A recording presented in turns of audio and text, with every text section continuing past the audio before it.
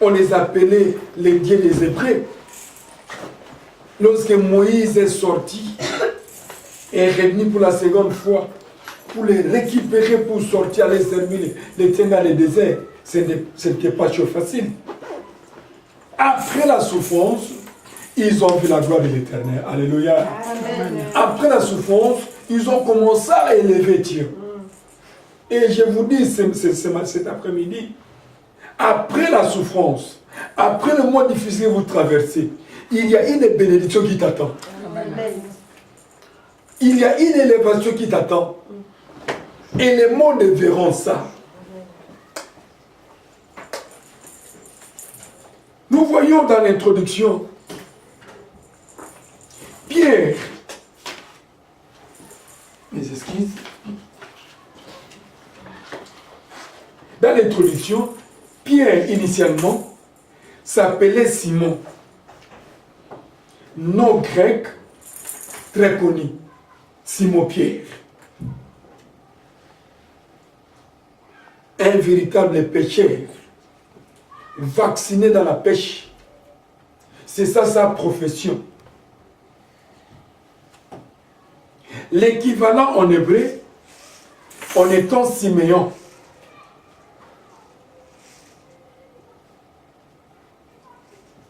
Et nous avons lu les premiers versets, c'est Actes 15, 14, que la Bible nous a signifié ceci.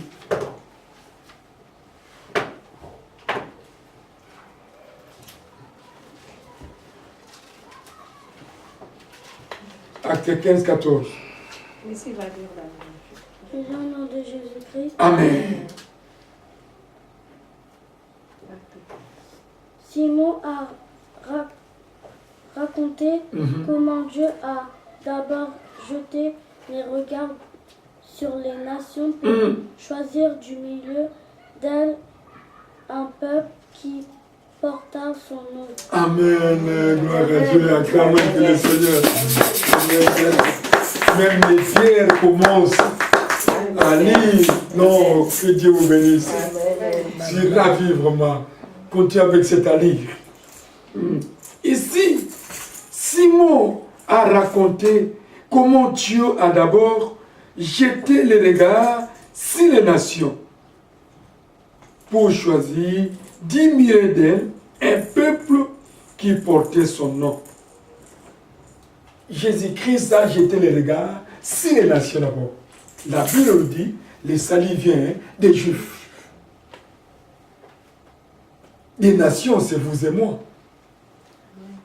Pour récupérer les âmes et avoir des disciples dans son service. Pour vous dire qu'il a tant aimé le monde. C'est pourquoi il est venu. Et Simon-Pierre témoigne ça. Jésus lui donna un nouveau nom, Céphas, en araméen.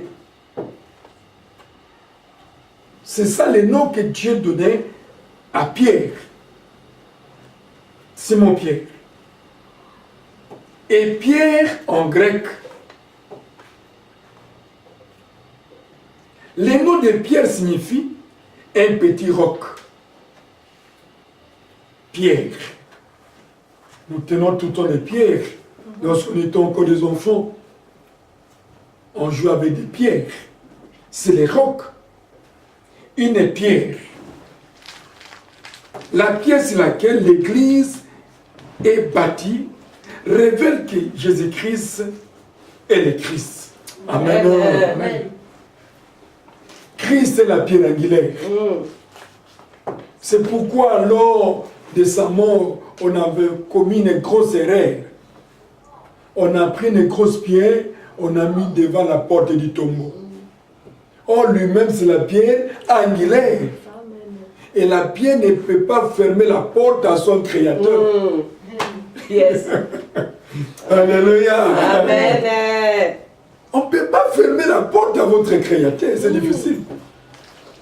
Et lorsque son temps était venu, la pierre, les anges eux-mêmes ont écarté ça. Et sont assis au-dessus pour attendre ceux qui voulaient voir Jésus. On verra prochainement. Ça sont des révélations. Je ne veux pas toucher, sinon je risque de couper le message. La pierre. Lisons dans Matthieu. Matthieu 16, 13 à 20. Ma fille, allez-y. Tous les deux, celui qui a lu, nous avons vraiment des vrais lecteurs de la Bible ici. Matthieu 16, 13 à 20.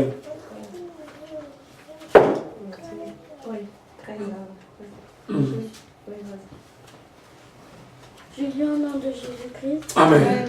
Jésus étant arrivé dans les territoires de Césarée de Philippe demanda à ses disciples, qui dit-on que je suis moi le Fils de l'homme? Ils répondirent, les uns disent que tu es Jean Baptiste, les autres Élie, les autres Jérémie, ou l'un des prophètes.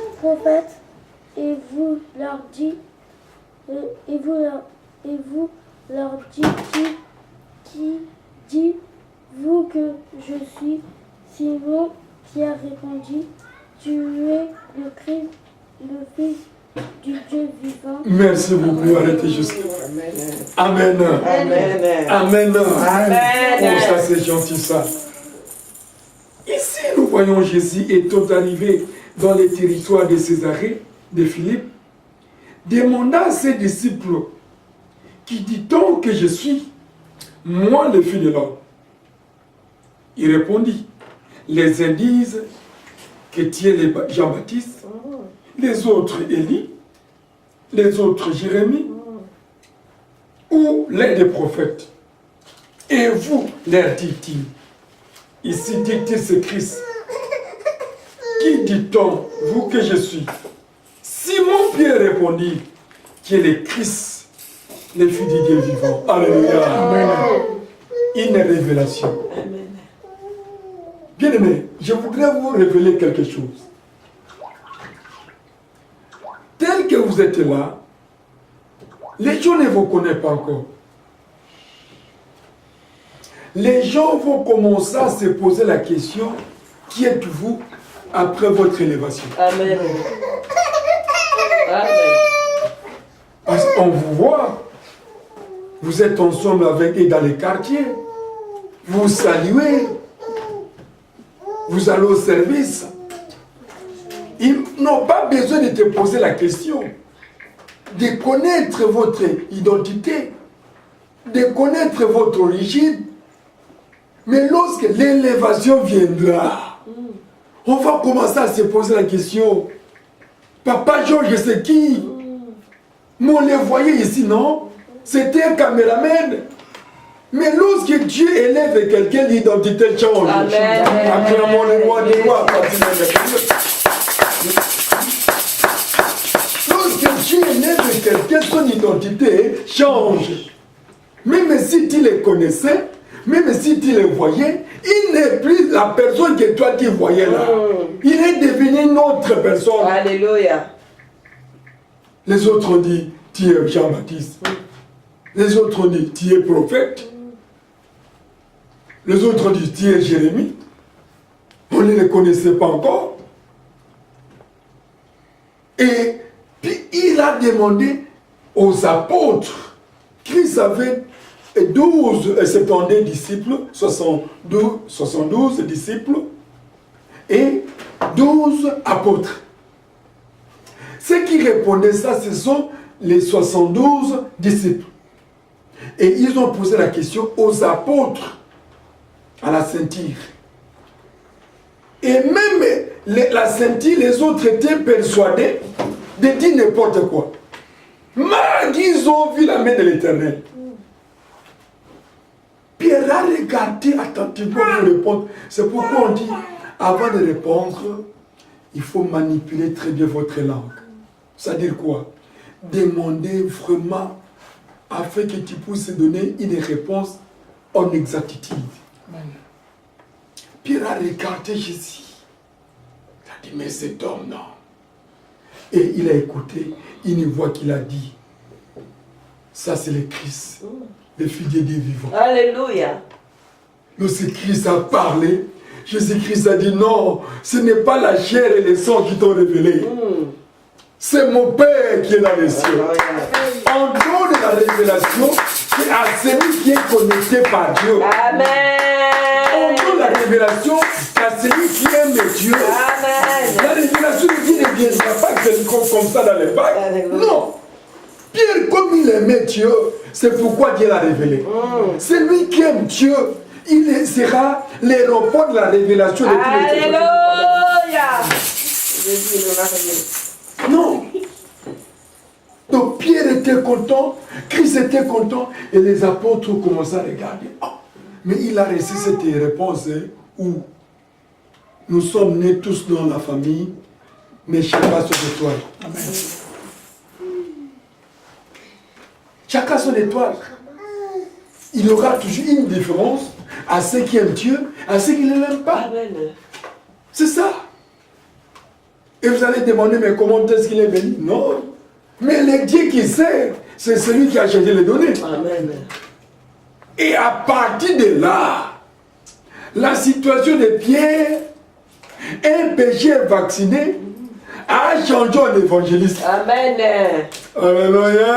Amen. C'est Dieu qui change la vie de l'homme. Ne vous inquiétez pas, bien-aimés. Aujourd'hui c'est pour eux, mais demain c'est pour Dieu. Alléluia. Et lorsque Dieu va te lever, les quartiers vont changer les langages. Amen. On les voyait ici, mais on les voit avec une grosse voiture, on le voit avec son avion, il devient milliardaire. Oh, mais cet homme qu'on connaît ici, c'est Christ. Yes. Il est l'unique Dieu. Nous descendons, c'est très intéressant. Jésus, reprenant la parole, lui dit, Thierry, Simon-Pierre, fils de Jonas. Le papa de Pierre, c'était Jonas. Car ce ne sont pas la chair et les sons qui t'ont révélé cela, mais c'est mon Père qui est dans les cieux. Et moi, je te dis que tu es Pierre.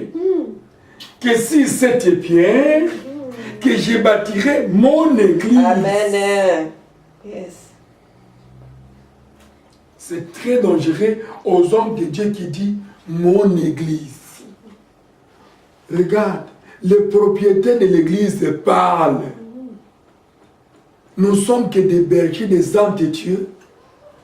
Nous attendons Christ lui-même viendra prendre son église. Je suis apôtre. Je ne peux pas frapper la poitrine en disant que mon église, non. L'église appartient à l'Éternel. Je suis qu'un simple sentinelle, un berger pour encadrer et amener les âmes au jour J, les présenter devant le Seigneur. Amen. Je bâtirai mon église. Il n'a pas dit à Pierre que tu bâtiras ton église. Suivez l'expression. Mais il a dit à Pierre, moi Christ, je bâtirai mon église. Mon église à moi, Christ. Pourtant Pierre était apôtre. Est-ce que vous comprenez? Amen. Pierre pouvait dire que oui, comme j'ai reçu la révélation, je vais bâtir mon ministère, abandonner le Seigneur.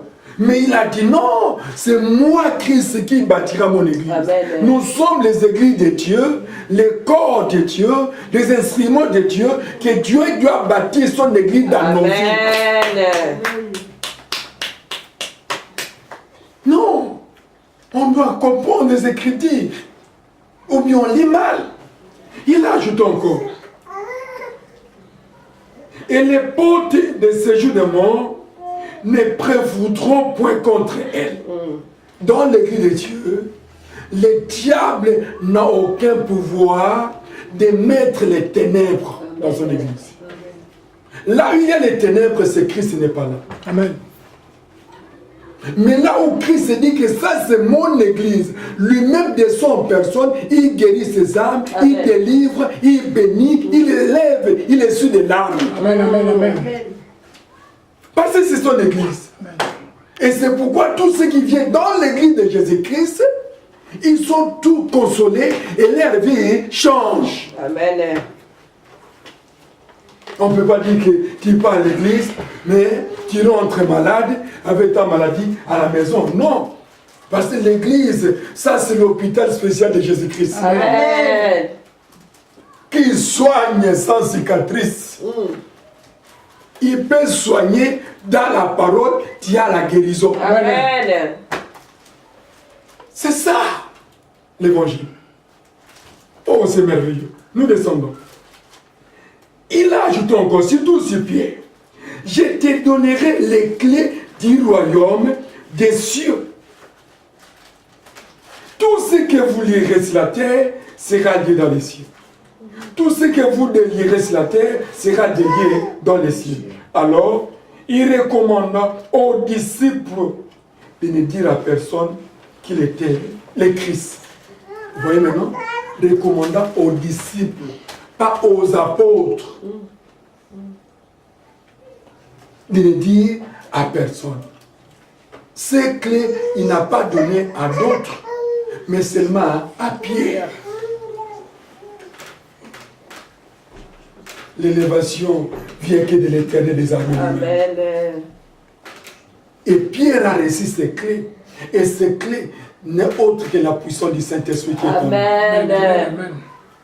C'est pourquoi lorsque nous chassons les diables, les démons, les diables tremblent, lui-même part. Parce qu'il est certain locataire dans l'église de Dieu. Notre corps, c'est l'église de Dieu. La maison qui a été construite pas par les mains des hommes, par les mains de Dieu lui-même. Il a façonné ça pour régner, pour s'asseoir, pour commander, pour diriger. C'est pourquoi le diable, lorsqu'il ménonce le corps, il n'arrive pas à toucher l'intouchable. Alléluia. Il n'arrive pas à toucher l'intouchable. Il peut toucher la jambe, mais pas l'intouchable. Parce que c'est difficile de toucher l'intouchable. Amen. Amen. Et ça part très bien. Amen. Et Pierre était le fils d'un juif nommé Jean ou Jonas. C'est ça le nom de Pierre. Son frère s'appelait André. Et tous les deux étaient des pécheurs, vivaient à Bethesda, au nord de la mer de Galilée. Le frère de Pierre, c'était André. Ils vivaient au nord de la mer de Galilée pour leur service de la pêche. Des véritables pêcheurs, papa, vaccinés. Ils avaient des filets, des machettes, des barques. Et ils pêchaient la nuit, tout comme la journée. C'est pourquoi le même Pierre disait à Christ, nous avons tout quitté. On a laissé nos filets qui nous donnaient des gros poissons. Ces poissons nous servaient à aider nos familles, à nourrir la maison. Mais toi qui as dit, laissez tout, suivez-moi. On aura quoi? Alléluia. Amen. Non, non, non, non. Yeah. Non. C'est ça. Il faut avoir des enfants qui parlent que des enfants timides. Dans la maison, aux études, dans la société. Les enfants timides gardent des histoires dans les cœurs. En classe, un enfant qui ne parle pas, il ne comprend absolument rien ce que le professeur a dit. Mais celui qui pose des questions, oh, c'est celui qui est intelligent. Ah, prof, je n'ai pas compris. Ici, comment est-ce que vous avez calculé pour atteindre cet objectif ou cette réponse? Il veut comprendre. Pierre était très élevé parmi les apôtres.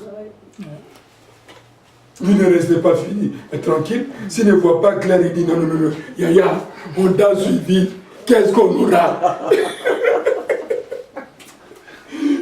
Alléluia. Non, c'est ça. Et Christ était très content de la façon dont Pierre s'est manifesté. Pourtant, Matthieu était là. Hein? Pourtant, Luc était là, le médecin. Marc était là. Il ne parlait pas. Mais Pierre, toujours lui. Lorsque Christ parle de quelque chose, il dit non, non, non, non. Ça ne viendra pas. Christ a regardé. Il dit, toi de moi, Satan. Il n'avait pas dit à Pierre Satan, mais l'esprit qui l'animait, tellement qu'il était révolutionnaire, il était convaincu, il a senti que ça c'est le Christ, il y a tout en lui, même la mort ne pouvait lui arriver. Moi je le fils, parce que j'ai vu. Alléluia. Amen. Quelle voix! Non, non, non, non. Ça c'est merveilleux. Pourquoi? Il était très éveillé. Nous continuons le message. Lisons dans 1 Pierre 5, 13.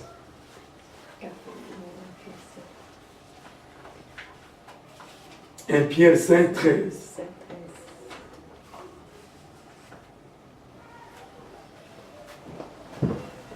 Je lis au nom de Jésus-Christ. Amen. L'église des élus qui est à Babylone vous salue ainsi que Marc, mon fils. Amen. Parole du Seigneur. Gloire à Dieu. Si nous commençons par 12, c'est par Sylvain qui est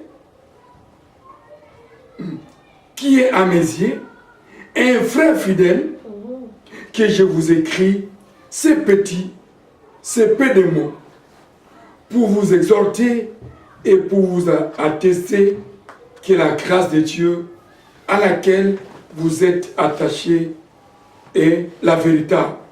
L'église des Élis qui est en Babylone vous salue, ainsi que Marc, mon fils. Amen. Amen. C'est Marc, mon fils. Ça, c'est Pierre qui parle. Sylvain était un fidèle, un chrétien fidèle, qui craignait Dieu. Et lorsque Pierre est rédigé, il saluait l'église de Babylone. Et de là, nous allons voir 3 sortes de Babylone. Alléluia. Amen. Il y a 3 Babylones. Une en Égypte, probablement en garnison romaine, sur la site de l'actuelle ville de Caire, où se situe la première Babylone, dans la ville de Caire. Deuxième Babylone, beaucoup considèrent qu'il s'agit de la Babylone sur l'Euphrate. Le deuxième Babylone se trouve sur l'Euphrate. Troisième Babylone, troisième point de vue, c'est que Babylone est un symbole pour Rome. Alléluia. Amen. Est un symbole pour Rome parce que pourquoi? La Rome de l'époque de Pierre ressemblait à la grande Babylone de par ses richesses, son luxe, son style de vie dépravé et dissolu. Que Pierre ait été à Rome, cela a attesté par Ignace, Papias, Tertullien et tant d'autres. La Babylone qu'on dit la troisième est l'image de Rome. Et cette image ressemble à la l'élixir. L'Occident, c'est la Babylone. Alléluia. Amen. L'Occident, c'est la Babylone. Pourquoi? Il y a tout sauf la vie éternelle. Amen. Ici, il y a des luxes. Les autres ne sont pas venus à l'église à cause de la luxure. Les autres sont partis dans des fêtes, des rendez-vous. Les autres prennent de la boisson maintenant. Qu'est-ce qui va chercher Dieu. Il va aller prier pourquoi? Il a son argent à la banque, il a autant de voitures, il a autant de femmes, il a parfois des avions, il a ses affaires. Pour lui, lorsque vous le prêchez l'évangile, il te voit comme un fou. Parce qu'il y a la l'élixir. Et c'est ça la Babylone qu'on fait allusion. Là où il y a la l'élixir, c'est là où il y a la grande Babylone. Et c'est où? C'est à Rome. Alléluia. Ici, il y a tout. Hein. Pour quitter la maison, venir à la maison de l'Éternel, il faut que tu sois saisi par Dieu. Regarde, lorsque nous regardons les autres qui sillonnent, qui font n'importe quoi. Ils n'ont pas le souci de prier Dieu. Les autres disent, mais nous ne prions pas Dieu. Nous ne voulons pas prier Dieu. Donc, pour eux, prier Dieu, c'est une torture. Ils oublient qu'un jour, il quittera ce monde. Amen. Alléluia. Amen. Lorsque vous refusez de prier Dieu, Dieu n'a pas de perte. Dieu ne perd rien. Parce qu'il y a d'autres qui le servent, mais dans ces pays. Il y a d'autres qui l'honorent partout dans le monde. Et surtout pour cette journée sabbatique. Voilà la Babylone. Il sait que je vais prendre un gros coca, je vais boire. Je vais me réjouir. Je vais aller parfois dans des vacances à n'importe quel coin de la France ou parfois dans d'autres pays. Et je dois tout le temps aller en l'air. C'est ça la vie, c'est réjouir. Oh, c'est pas ça. Ils oublient au-delà. Ça, c'est vanité, des vanités, comme dit la Bible. La Bible, celui qui aime le monde sera ennemi de Dieu. Parce que le monde passe avec tous ses convoitises. Mais la parole que nous écoutons ne passera jamais. Amen. Amen. Nous sommes presque à la fin. C'est l'apôtre Pierre qui avait écrit cette épître vers les années 63 et 65 après Jésus-Christ. Nous voyons aussi, Pierre aussi, a démontré comment est-ce que Jacques était mort par martyr à cause de l'évangile. Quel était le souci de Pierre? 1. Pierre voulait que Dieu récompense la souffrance des fidèles par la gloire. Alléluia. Amen. Que Dieu puisse récompenser la souffrance des fidèles, la souffrance des serviteurs, la souffrance des prophètes par la gloire. Accepter de souffrir pour le Seigneur. Dieu va te montrer sa gloire au dernier jour. Amen. Et c'est pourquoi lui-même insiste en disant, celui qui persévérera jusqu'à la fin sera sauvé. Il ne dit pas que celui qui va s'acquitter ou s'arrêter quelque part, non. Celui qui persévérera jusqu'à la fin. Dans la persévérance là, ce n'est pas du bonbon que Jacques.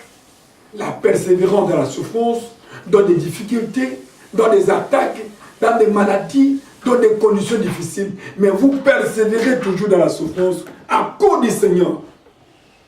Vous serez récompensés. Amen. Et la gloire de l'Éternel vous attend. C'est ça le souci de Pierre. Deuxième préoccupation de Pierre. La souffrance purifie et prouve la foi et le caractère des chrétiens. La souffrance nous purifie afin d'être propres devant le Seigneur. Et cette souffrance éprouve notre foi. Alléluia. Amen. C'est dans la souffrance qu'on connaît les vrais chrétiens qui ont la bonne foi au Seigneur. Ce n'est pas dans l'abondance. Parce que l'abondance aveugle la chrétienté d'un enfant de Dieu. Lorsque tu es dans l'abondance, vous n'avez pas même le souci de lire la Bible. Vous lisez, pour lire la Bible, vous avez déjà caché quelque part, vous prenez et vous commencez à essuyer. Parce que tu es dans l'abondance. Tu as mangé rassasié. Qu'est-ce que tu attends? Lire la Bible, oh, ça, on va lire autrefois.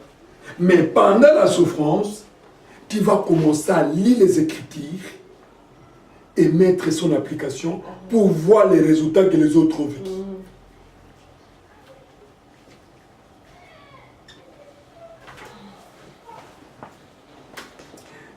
Christ est notre modèle dans la souffrance et la gloire. Alléluia. Amen. Pierre montre que Christ est notre modèle. Étant Dieu qu'il était, il a souffert. On l'a flagellé, on l'a crucifié. Et il a tenu bon en gardant sa foi. Si la croix, il n'a pas dit, oh non, comme je suis Dieu, pourquoi vous me traitez comme ça? Moi aussi, je dois... Il avait la capacité de faire les miracles et de disparaître. Alléluia. Amen. Il avait la capacité de fuir, d'aveugler ces gens-là, afin qu'on ne puisse pas l'arrêter. Mais lorsqu'il était venu, l'arrêter, Christ les a posés, vous cherchez qui? Nous cherchons Jésus-Christ de Nazareth.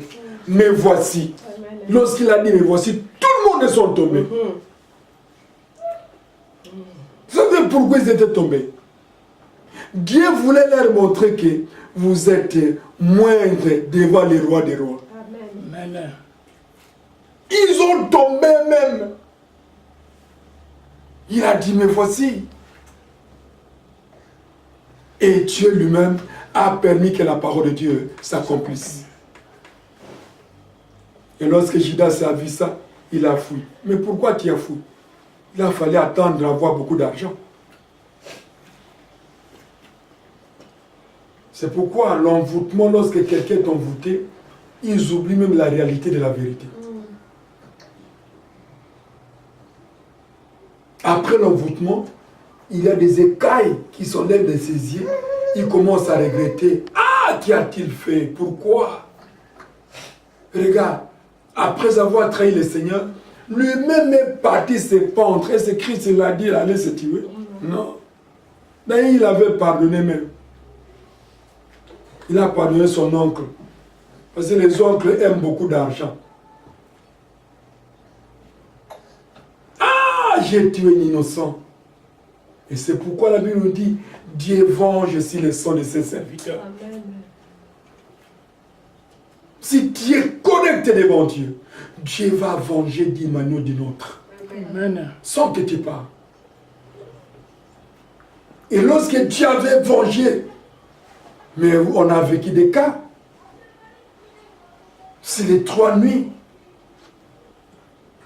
Et c'est les 3 mots, c'est la croix que Christ a prononcé. 4. Pierre parle si la cause des souffrances des chrétiens devrait être sa piété et non son marque de discrétion. La souffrance des chrétiens doit ramener les chrétiens à la piété. Il y a des souffrances commandées ou parfois permises par la personne humaine. Il y a des souffrances qui viennent parfois par le diable. Je prends l'exemple lorsque je dis commandé par la personne humaine.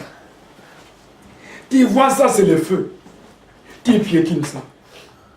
Est-ce que tu as vu le diable venir te pousser des piétines? Commandé par toi-même. Les gens qui prennent du poison, c'est lui-même qui fabrique, qui met dans les verres, il prend, il met. Ce n'est pas commandé par le diable. Mais il y a des souffrances commandées par le diable. Pourquoi? Parce que vous avez la marque de Dieu. Alléluia. Amen.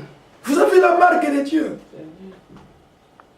Judas, lorsqu'il était parti se pendre, et c'est les démons qui l'ont dit, allez se pendre, la culpabilité qui était en lui, les péchés qui étaient en lui, lui a poussé à laisser pendre. Et Pierre voulait que la souffrance des chrétiens soit l'objet de la piété. Lorsque tu vois des combats, au contraire, ces combats vous poussent encore de s'approcher devant le Seigneur afin que tu sois innocenté. Ce n'est pas que tu sois coupable, non.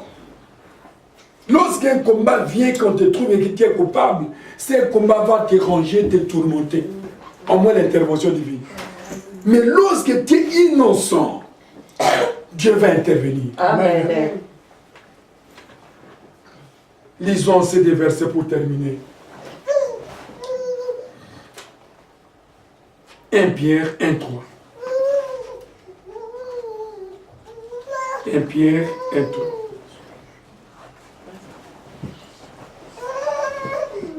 Je lis au nom de Jésus. Amen. Béni soit Dieu, le Père de notre Seigneur Jésus-Christ, qui selon sa grande miséricorde nous a régénérés par la résurrection de Jésus-Christ d'entre les morts pour une vivante espérance. Amen. Que Dieu te bénisse, ma fille. Amen. Amen. Béni soit Dieu, le Père de notre Seigneur Jésus-Christ, qui selon sa grande miséricorde nous a régénérés pour une espérance vivante par la résurrection de Jésus-Christ d'entre les morts. Il nous a régénérés par la résurrection. Ça veut dire quoi? Il nous a rendus utiles, générés, joyeux. On n'avait pas la joie. On marchait avec des soucis. On marchait avec des blessures intérieures. Mais lorsque Christ est venu, il nous a régénérés. Dans sa mort, il a ressuscité avec tous ceux qui ont manqué, afin ça puisse se reposer sur nos vies. Alléluia. Amen. La croix de Christ a déchaîné tout. Dernier verset pour terminer. 1 Pierre 4, 12 à 13.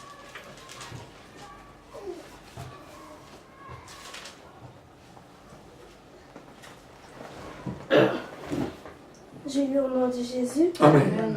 Bien-aimés, ne soyez pas surpris de l'incendie qui s'est allumé au milieu de vous pour vous éprouver comme si vous